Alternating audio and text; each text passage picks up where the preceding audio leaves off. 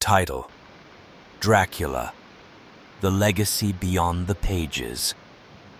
Dracula. The name alone sends shivers down the spine. But why? Why does a character from a Victorian novel, written over 125 years ago, still hold such power over our imaginations? More than just a tale of terror, Dracula is a cultural icon, evolving from a Gothic villain to a symbol of humanity's deepest fears and desires.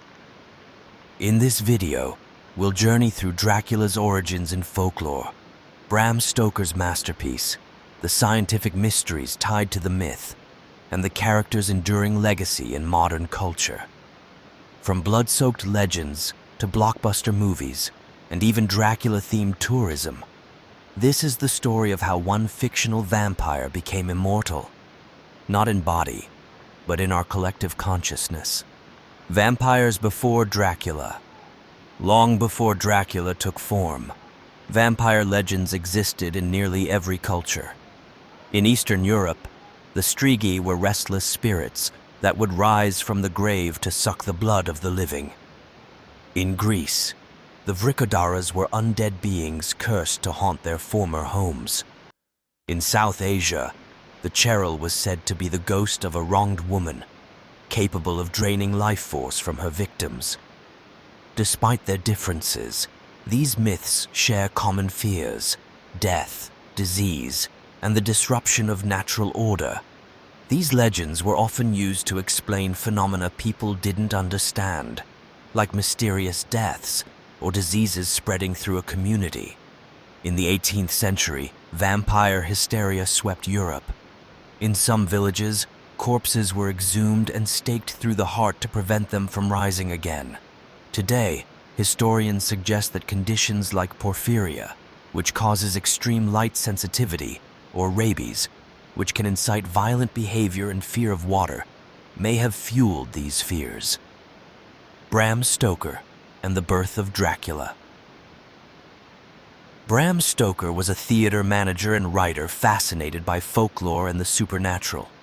In the 1890s, he began compiling notes for what would become Dracula. His research spanned everything from Transylvanian legends to vampire myths from Serbia, Hungary, and beyond. But he also drew inspiration from history.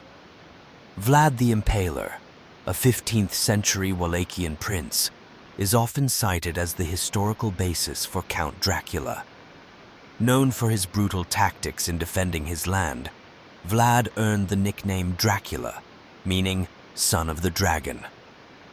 While there's no evidence Stoker based his vampire entirely on Vlad, the name and some of the lore surrounding Vlad certainly added to the Count's mystique.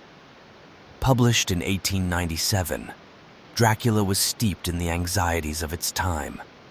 Victorian society was grappling with rapid technological advancements, shifting gender roles, and the rise of new sciences that challenged religious beliefs.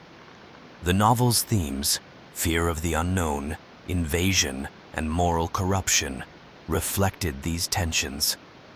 Although Stoker never visited Transylvania, he chose the region as Dracula's home because of its mysterious and exotic reputation in the West. Descriptions of the Carpathian Mountains, mist-covered forests, and ancient castles set the perfect eerie backdrop for the tale. The plot of Dracula and its themes. The novel opens with Jonathan Harker, a young solicitor, traveling to Transylvania to assist Count Dracula with a real estate transaction.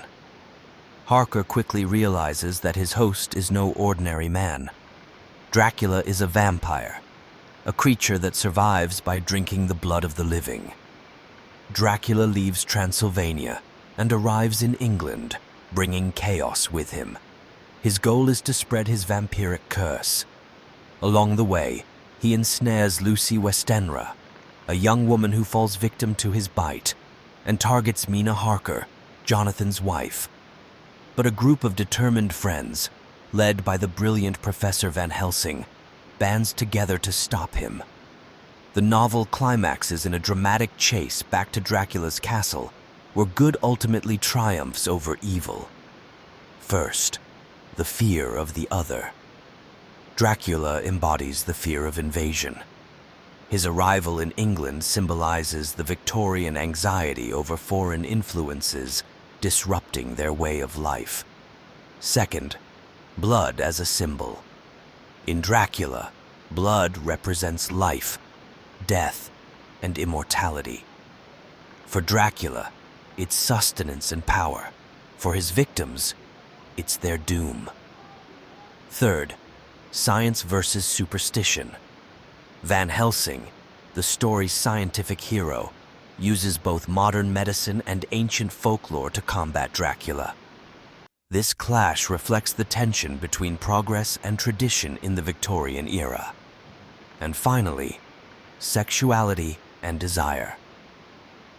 There's an undercurrent of eroticism in Dracula's bite, which is both a violation and a seduction.